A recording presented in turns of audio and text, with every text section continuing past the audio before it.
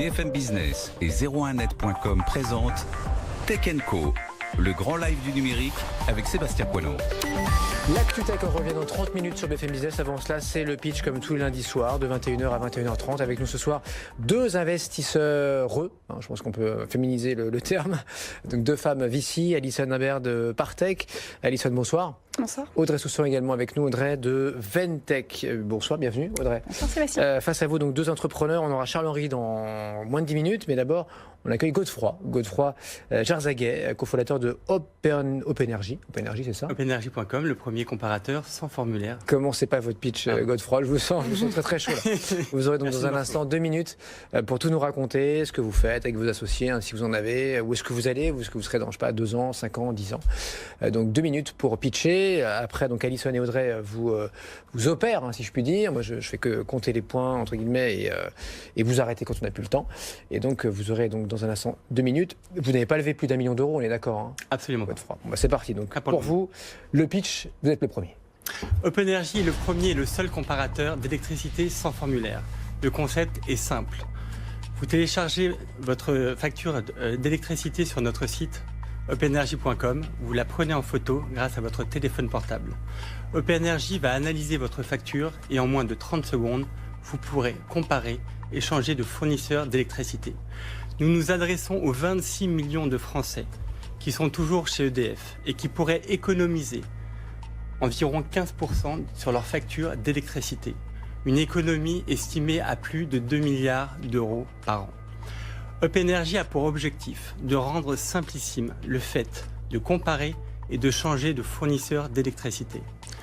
OpenEnergy propose le plus large choix d'offres d'électricité du marché: Total Spring, Cdiscount, Engie, Équateur, Mint Energy et beaucoup d'autres. Plus qu'un comparateur, OpenEnergy est un facilitateur pour changer de fournisseur d'électricité. Après 10 ans d'ouverture du marché de la concurrence, EDF a toujours 80% de part de marché. Nous voulons inviter les Français à aller comparer les offres d'électricité et tout simplement à effectuer des économies. Oui. À l'heure où le pouvoir d'achat est au centre des débats, nous voulons véritablement donner du pouvoir d'achat aux Français pour économiser et changer de fournisseur d'électricité. Ça, c'est important. Avec OpenEnergy, c'est simplissime. Il suffit juste de télécharger votre facture d'électricité ou de la prendre en photo et c'est tout. Nous, on s'occupe du reste. Il vous reste 10 secondes. Godefroy, qu'est-ce que vous pouvez nous raconter en 10 secondes? Ce que je peux raconter en 10 secondes, c'est que ça fait 3 mois qu'on existe. Oui. Énormément de médias, dont Forbes, parlent de nous. Super, et c'est terminé. Ouais, ça va vite, 10 secondes. Non, vous restez là. Oh là, il est déjà parti.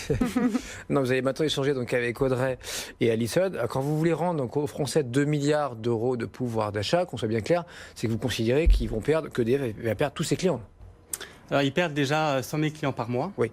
Mais pour arriver à 2 milliards, c'est que vous enlevez oui, ok. Voilà. Non, c'était pour être sûr de bien comprendre. Alison, peut-être première question. Ouais, première question.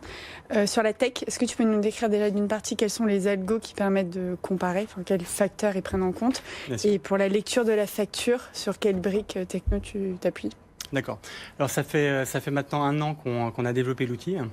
Donc c'est un vrai outil technologique qui utilise en effet une technologie de reconnaissance de caractère. On est interfacé avec notamment Enedis et les principaux fournisseurs donc en temps réel pour avoir une offre personnalisée d'électricité. Vous avez déjà ils ont ouvert leurs API pour que vous puissiez remonter en temps réel l'ensemble des données. On va récupérer des informations comme la consommation annuelle de référence chez Enedis. Et on va, pareil, on est interfacé avec les principaux fournisseurs, ce qui est vraiment un atout pour les consommateurs. C'est-à-dire, moi, je ne connais pas quelle est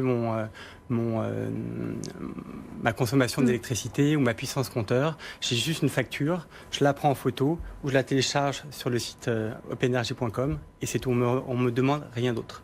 Voilà, c'est ça en fait l'idée d'OpenEnergy. Audrey. Alors, je reviens un instant sur la proposition de valeur, parce que ce qui me surprend, c'est que ce soit sans formulaire, oui. Puisqu'on a vu des comparateurs depuis un petit bout de temps émerger sur ce secteur-là, en fait, depuis que la concurrence est ouverte. Donc, sans comparateur, sans formulaire, quel est l'objectif là? Vous allez récupérer les critères de la facture elle-même, mais si justement j'ai pas utilisé les bons critères pour choisir EDF et que en fait d'EDF, de cette facture-là, vous n'arrivez pas à déduire les critères qui devraient être les miens demain? Alors on va récupérer, pour rentrer un peu dans un débat un petit peu technique, on va en fait on va lire l'ensemble de la facture, donc nom, prénom, etc.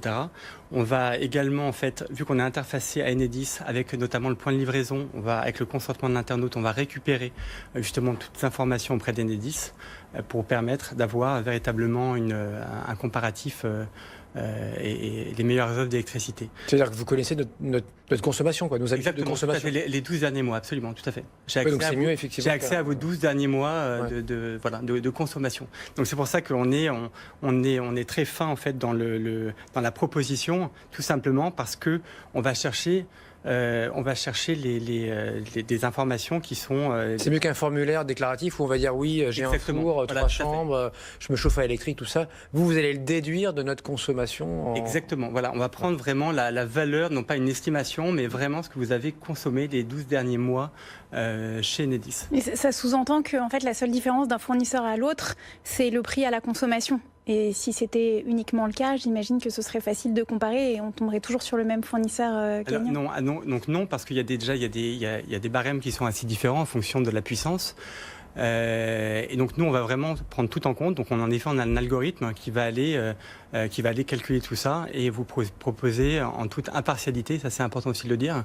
On est totalement impartial et vous proposez le meilleur fournisseur par rapport à vos critères. Je pense que vous avez tous les deux un peu raison. C'est-à-dire que un peu comme des minutes de téléphone, grosso modo, les kilowattheures, c'est le kilowattheure. D'ailleurs, c'est Enedis qui va nous donner l'électricité. C'est pas Total, Tartampion, etc. Après, oui, les forfaits sont différents. Donc, à la marge, les prix, on va dire, peuvent être différents en fonction de Pierre-Paul ou Jacques. Exactement. Alison. Si j'ai répondu à votre question, du coup. Pour continuer sur un peu le même sujet, est-ce que vous pouvez me parler du business model aussi? Je pense que c'est important quand on parle de comparateur. Bien sûr. Alors le business model, il est extrêmement simple. On est apporteur d'affaires, donc on est rémunéré au lead, c'est-à-dire à chaque fois qu'un internaute va aller souscrire chez un fournisseur, du coup, on va être rémunéré en fonction de cela. Du coup, vous êtes complètement impartial? Complètement impartial, totalement. Et c'est le même typologie de contrat entre les différents fournisseurs, y compris EDF, du coup? Voilà, exactement. Donc forcément, on va avoir le prix du lead qui va être différent parce que c'est une négociation, j'allais dire, entre fournisseurs. Nous, l'idée, c'est vraiment de proposer en premier, par ordre croissant, les différentes offres d'électricité. Sachant qu'aussi il y a une grosse appétence aujourd'hui sur l'économie verte, sur le green, et aujourd'hui on propose énormément d'offres d'électricité qui sont vertes. Donc ça c'est aussi important de le souligner. Une dernière question chacune, Audrey, Alison. Comment vous faites l'acquisition de vos clients? Parce que c'est un gros sujet, Bien sûr, absolument. Le coût d'acquisition. Alors déjà vous, la télé, la presse, les médias, on va dire traditionnels. On a été notamment, ça fait 3 mois qu'on a ouvert le service. On a déjà eu une petite tribune dans Forbes, dans pas mal de gros journaux. Ensuite, bien sûr, il y a le référencement naturel. On édite aussi énormément de contenus qui vont aider aussi les internautes sur comment faire pour comparer, en cas de déménagement, qu'est-ce que je dois faire, etc., etc. Donc c'est essentiellement ça. Je pensais à Peppernest. Je me demandais comment vous interfacez avec Peppernest, qui est une des boîtes du portefeuille Partech. Absolument. Justement, intervient pendant vos déménagements pour vous aider à choisir le fournisseur d'électricité, le fournisseur de gaz, etc. etc. Donc je pense qu'il y a une petite friction à ce niveau-là. Oui, bien sûr. Petite compétition. Il faut savoir que 3 mois après notre lancement, on est déjà en première page sur des mots-clés comme comparateur d'électricité. Et on continue. Et par référencement naturel. Absolument, tout à fait. Sans achat de mots-clés. Merci beaucoup, Godefroy. On va vous retrouver dans quelques minutes. Dans un instant, on s'appellera Charles-Henri d'Obvi, qui nous présentera donc la seconde start-up ce soir.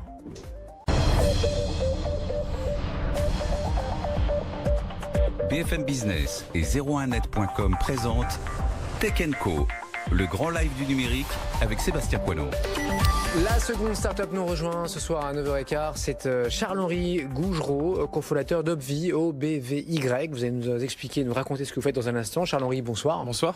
Merci d'être là. Donc toujours face à nos deux investisseurs, deux femmes ce soir pour représenter l'argent, donc les fonds, ceux qui pourraient demain mettre un petit peu d'argent dans votre entreprise lors d'un éventuel tour de table. Donc c'est Alison Imbert pour Partech et Audrey Soussan de Ventech. Et dans un quart d'heure, on saura qui de Open Energy ou d'Obvy l'emporte ce lundi soir. Charles-Henri, donc c'est parti pour vous. Vous avez levé également moins d'1 million d'euros comme Godefroy et vous avez donc 2 minutes pour nous présenter votre start-up. C'est parti. Bonsoir mesdames. Donc aujourd'hui, un Français sur 2 achète et vend entre particuliers sur les plateformes de petites annonces, mais il s'avère que sur cette population, 80% déclarent avoir été ou connaître quelqu'un ayant été victime d'une arnaque. Donc c'est un véritable fléau qui met en avant un paradoxe entre l'engouement que suscite le commerce entre particuliers, qui pèse quand même 100 milliards de dollars à l'échelle mondiale, et le taux extrêmement élevé d'arnaques qu'on constate tous les jours. C'est pour ça que nous avons développé Obvy, qui est le moyen de paiement qui anéantit les arnaques, tout simplement. Comment nous nous y prenons ? Par 2 axes. Premièrement, notre application mobile, disponible sur iOS et Android, et qui permet à tous les particuliers de sécuriser leurs ventes et leurs achats, peu importe la transaction, la nature de la transaction ou la plateforme. Et de l'autre, une API unique sur le marché, qui permet à n'importe quelle plateforme de petites annonces d'intégrer notre solution de paiement et de se transformer en quelques lignes de code en marketplace complète, proposant à la fois le paiement, la livraison, ainsi qu'un dashboard analytique complet pour savoir exactement ce qu'il se passe sur la plateforme. Aujourd'hui, nous comptons une vingtaine de plateformes signées qui permettront à Obvy d'être présente sur 3 millions d'annonces post-déploiement et visible par plus de 15 millions d'internautes rien qu'en France tous les mois. Notre stratégie d'acquisition repose essentiellement sur ce point et est l'objet de notre levée de fonds de 700 000 € que nous commençons maintenant, j'espère, peut-être avec vous. Mais les petites annonces, c'est un premier point et c'est pas une finalité en soi, dans la mesure où Obvy est déjà utilisé par des professionnels. Grâce au cantonnement de fonds, nous reposons sur le cantonnement de fonds. Et notre service est aussi déjà en phase de déploiement sur des plateformes hors petites annonces qui voient justement dans le cantonnement de fonds un moyen de réassurance pour leurs utilisateurs et un complément à leur offre de service. Donc c'est très intéressant de noter que le cantonnement de fonds en réalité a des usages extrêmement larges et que nous sommes aujourd'hui en discussion avec des banques, avec des belles startups et des grands groupes afin de faire du cantonnement de fonds une solution de paiement générale utilisée par un grand nombre de personnes et qui apporte des garanties supérieures que le paiement direct n'est pas capable d'apporter. Alors notre vision elle est simple, c'est de faire d'Obvy un moyen de cantonnement général pour particuliers et professionnels. Je suis désolé, il fallait que je vous coupe Charles-Henri, mais bon, vous allez pouvoir nous expliquer plus en détail avec nos investisseurs ce soir. Audrey, peut-être première question donc pour Obvy. Donc je comprends que la sécurisation, elle reste ciblée sur le cantonnement de fonds ou le séquestre. Qu'est-ce qui te permet de faire ce séquestre ? Il faut un produit particulier. Comment tu débloques les fonds ? Comment tu t'assures que le produit est bien arrivé ? Comment se passe en fait le process de décantonnement de fonds ? Alors en réalité, nous, Obvy, on est aussi bien capable de sécuriser des transactions de biens, donc en remise en main propre ou en livraison, que des transactions de services, covoiturage, babysitting, cours à domicile, location immobilière saisonnière, etc. Donc il y a des cas en fait de décantonnement qui sont adaptés à chaque typologie de transaction. Un exemple, on se vend une voiture. Pour finaliser la transaction, un simple scan de QR code va permettre de décantonner les fonds. Si on est à distance, c'est la déclaration de la réception du bien que nous on peut suivre et le retrait du bien qui va permettre au final de décantonner les fonds. Si c'est une prestation de service, sur Obvy, vous pouvez directement définir une période qui correspond à la période de la prestation de service qui est délivrée. Et à la fin de cette période, l'argent est décantonné. Donc, on a un système de décantonnement de fonds qui est adapté à chaque transaction. Quant aux clients professionnels, ils l'utilisent, comme je le disais, un outil de réassurance, c'est-à-dire qu'il y a énormément de prestations qui nécessitent de bloquer des fonds le temps de la réalisation d'une action, notamment, alors on travaille aussi bien avec des détectives privés qu'avec des inspecteurs de véhicules qui vont inspecter les véhicules à l'autre bout de la France pour l'occasion, etc. Et du coup, les clients sont très rassurés dans la mesure où ils ne payent pas en avance, mais bloquent l'argent le temps que la prestation soit réalisée. On peut faire énormément de choses avec le cantonnement de fonds. Ça intéresse des grands groupes, des startups et même des banques qui n'ont pas en fait cette fonction dans leur back-office, qui ne peuvent pas permettre à n'importe lesquels de leurs clients particuliers ou professionnels de stocker des fonds pendant une période donnée. Alison. Question un petit peu naïve peut-être, mais quand tu as commencé à pitcher sur les petites annonces, donc petites annonces égale Le Bon Coin. Donc Le Bon Coin par rapport au marché de la petite annonce, ça représente quoi ? Alors, et pourquoi, Le Bon Coin est certainement en train de développer ce type de solution. Donc, comment tu te positionnes vis-à-vis d'eux et potentiellement d'autres startups, Blablacar, Drivey, etc. Est-ce qu'ils vont passer par Obvi ou est-ce qu'ils vont développer la solution en interne? Alors, Obvi, il faut le voir comme une marche pour les entreprises. C'est-à-dire que demain, une startup veut lancer une plateforme de covoiturage. Si elle met Obvi, et elle a une mise à niveau technique en termes de capacité de paiement qui la met au niveau du leader de son marché. Aujourd'hui, le Bon Coin a sa solution de paiement. Elle l'a. Sauf que Obvi propose un tel nombre de fonctionnalités, de la négociation en temps réel, de la messagerie intégrée, du décloisonnement, de la sécurisation de transactions à distance, etc., qu'on récupère en fait des utilisateurs du Bon Coin qui n'utilisent pas la solution de paiement du Bon Coin pour plusieurs facteurs, notamment parce que l'image du Bon Coin en fait est intrinsèquement aussi associée aux problématiques d'arnaque qui s'y passent tous les jours et que le système est toujours perfectible dans tous les cas. Mais le Bon Coin aujourd'hui ce n'est pas un client, mais par contre on est en train d'équiper toutes les plus grosses autres plateformes, à savoir qu'Obvi est déjà disponible en France, en Belgique, au Luxembourg, au DomTom, et que cette année on va ouvrir Obvi dans 3 autres pays, notamment pour suivre ces stratégies d'acquisition en suivant en fait des clients que l'on a. Par exemple, on a Yescapa en client qui est le leader des véhicules aménagés, donc camping-car, van aménagés, etc., qui a ouvert sa plateforme de petites annonces en France dont on s'occupe de la sécurisation et qui va ouvrir dans d'autres pays. Et nous en fait on suit nos partenaires à l'international pour sécuriser les transactions de leurs utilisateurs dans les différents pays. Donc le Bon Coin c'est pas une fin en soi, c'est le leader français incontestable des petites annonces, mais le monde des petites annonces, comme je disais, c'est 100 milliards de dollars à l'échelle mondiale et il y a encore énormément de choses à faire. Et comme je le disais aussi, les petites annonces, c'est un moyen pédagogique d'apprendre au grand public ce qu'est le cantonnement de fonds, ce qu'est la notion de bloquer de l'argent. Après, les usages sont énormes et c'est pour ça qu'on discute avec des banques, notamment pour les clients professionnels, les artisans par exemple, qui ont besoin de faire séquestrer des fonds et les décloisonner de manière progressive au fur et à mesure qu'une prestation avance. Donc là, aujourd'hui, tout le monde se bat sur le paiement direct. Donc PayPal, Lydia, Pumpkin et consorts. Nous, on a fait le pari en fait d'aller sur un segment qui est peu exploité, voire pas exploité, le cantonnement de fonds, pour justement en faire un moyen de paiement viable et utilisable pour tout type de prestations. Sur des verticales spécifiques, il est quand même adressé. Je pense aux professionnels ou aux marketplace. Il y a MangoPay qui est connu pour ça. Alors, nous, on travaille avec MangoPay. Ce qui est intéressant de noter, c'est que MangoPay... peut-être. Pour avoir l'agrément. Alors déjà, nous, on n'a pas d'agrément, donc on profite par rebond de l'agrément de MangoPay. Mais il y a des clients qui ne sont pas en capacité d'adresser, de par leur proposition de valeur, et que nous, en fait, on va prendre. C'est ça. Donc, nous, on a un moyen de paiement, on a développé une solution très spécifique de cantonnement et des fonctionnalités très spécifiques. C'est un métier très spécifique.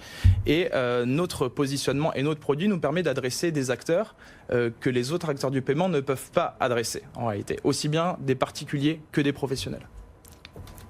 Une dernière question toutes les deux. Du coup, peut-être sur le go-to-market. Donc, je ne sais pas depuis combien de temps Obvi existe, mais donc tu es déjà sur 3-4 pays, ouais. Peut-être frontalier quand même à la France. Vous voulez en ouvrir 3 autres. Ouais. Est-ce que tu peux nous en dire plus entre l'expansion géographique, par verticale? J'ai l'impression qu'il y a pas mal de choses. Bien sûr. Donc aujourd'hui, on avait sorti un MVP en février 2018. Donc Obvi fête ses 1 an. J'étais en février ici. Obvi fête ses 1 an. Et notre produit final, on va dire, le MVP n'est plus sur le marché depuis décembre. Et ce qui est intéressant, c'est que depuis décembre, du coup, on a intégré tout ce qu'on voulait intégrer avant et tout ce que surtout nos utilisateurs nous ont demandé d'intégrer. Et on a fait plus de CA et plus de traction en 1 mois qu'en 10 mois d'exploitation du MVP. Donc là, c'est quand même très intéressant de le savoir. Et en termes de timing, donc aujourd'hui, notre but, et avec les contrats qu'on devrait signer dans les prochaines semaines, ce sera le cas, on aura trusté le marché des petites annonces en France en termes de moyens de paiement. Vu les datas qu'on aura, c'est une certitude, et vu les contrats signés, c'est une certitude. Combien d'utilisateurs ? Aujourd'hui, on en a juste sur application à peu près 10 000. Donc c'est peu, mais on fait des transactions tous les jours, etc. Mais les partenaires qu'on a signés vont nous permettre, si en audience cumulée dupliquée, de toucher un peu plus de 15 millions de particuliers tous les mois, à savoir que là c'est le travail de 3 mois de prospection seul. Donc on est capable d'aller beaucoup plus loin en levant des fonds et en ayant une équipe commerciale renforcée. On a de très bons développeurs, on est peu à faire du commerce, et donc aussi le sujet de ça, c'est renforcer notre marketing et notre force commerciale, pouvoir développer les différentes verticales. Aujourd'hui, on est surtout sur la verticale automobile parce qu'il y a énormément de choses à faire, notamment pour les professionnels. Et ensuite, de légitimer notre marque dans la mesure où le paiement, l'enjeu, c'est d'obtenir la confiance des usagers. Et c'est aussi l'objet de cette levée de fonds. Audrey, question courte, réponse courte aussi. Tu nous expliques très rapidement les métriques, c'est-à-dire combien tu gagnes par transaction et combien tu reverses à la marketplace qui te met en avant. Oui, alors nous c'est très très simple. On touche des sommes allant de 1 euro à 50 euros en fonction de palier. Donc de 1 euro à 99 euros la transaction, c'est 1 euro de sécurisation. De 100 euros à 249 euros, c'est 2,50 euros, etc. Et nous on reverse 10% de cette somme à la plateforme sur laquelle est passée la transaction. Du coup, on a des coûts qui garantissent un ROI dans la mesure où on ne reverse de l'argent que en cas de transaction, et ce qui pousse en plus les plateformes sur lesquelles on va déployer à faire la publicité pour nous. Donc du coup, on garantit l'investissement. Merci beaucoup. Charles-Henri, vous restez avec nous. On va rappeler Hop Energy, le premier à avoir pitché donc, ce soir. Godefroy, donc, qui a démarré à 21h pendant son petit quart d'heure. Godefroy, vous vous êtes senti comment tout à l'heure là? Ça va. Ça va? Ok. Oui. Eh ben, on va voir donc, si vous avez conquis Audrey et Alison, aux deux. Voilà, c'est bon, touchez plus votre micro, c'est parfait. Audrey donc, et Alison. Qui veut démarrer? Alison, Audrey, pour... Allez, je me lance. Audrey se jette à l'eau. Donc, c'est l'heure de voter, si j'ai bien compris. Ah, oui, c'est le verbe. Donc, je vais choisir Obvi. Je pense qu'il y a des challenges encore chez Obvi, et notamment, il y a un challenge de volume, parce que vu les... On est des centimiers, en fait, nous, donc on fait du volume. Ouais. C'est ça, exactement. La raison pour laquelle j'ai pas voté pour vous, Godefroy, c'est parce que j'ai l'impression que c'est un marché quand même très local. C'est-à-dire qu'il va falloir effectivement se connecter avec chacun des fournisseurs en France, mais pour un autre pays, il va falloir répliquer. Et je pense que pour adresser l'Europe, ça va être un peu compliqué d'agréger tous les partenaires, tous les fournisseurs possibles, pays par pays. Et chez Ventec, on est très sensible à l'internationalisation, l'expansion à l'international.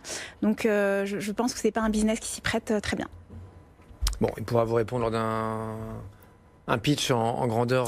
Volontiers. Alison, est-ce que vous aussi c'est Hop Energy ou c'est Obvi, pardon, comme Audrey? D'abord, bravo à tous les deux, parce que l'exercice est quand même pas évident. Ce sera aussi Obvi.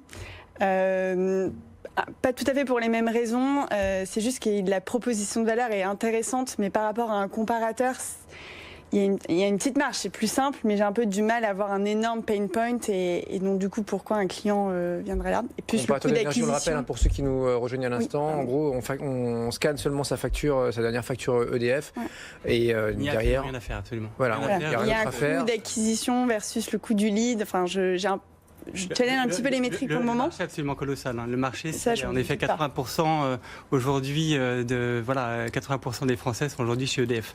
Donc, et EDF perd des centaines de milliers de clients chaque trimestre. Voilà. Et ce que je trouve intéressant dans Obvi, il faudrait creuser les métriques, le marché, le coût d'acquisition, etc.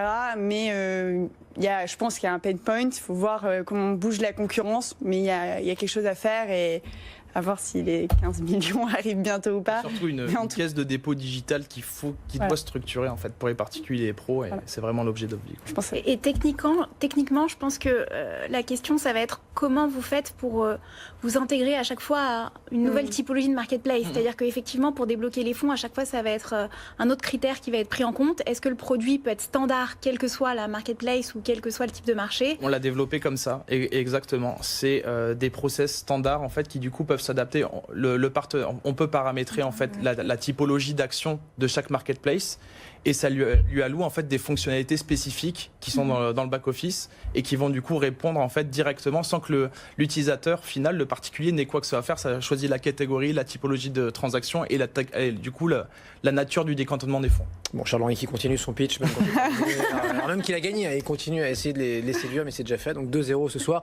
Est-ce que Hop Energy et donc Obvi peuvent aussi venir vous voir et vous les accueillir là, dans vos maisons respectives? Bien sûr. Chez Ventec et Partaga. Voilà, vous n'avez pas tout perdu, Godefroy. À très bientôt, bravo messieurs. C'est vrai que c'est jamais évident donc de pitcher comme ça en direct à la radio, à la télé, sans filet, puisque là on ne répète pas, on ne se connaît pas entre VC donc, et Startup. Tous les lundis soirs, c'est uniquement sur BFM Business. Dans un instant, on revient pour l'actu tech du jour. À tout de suite.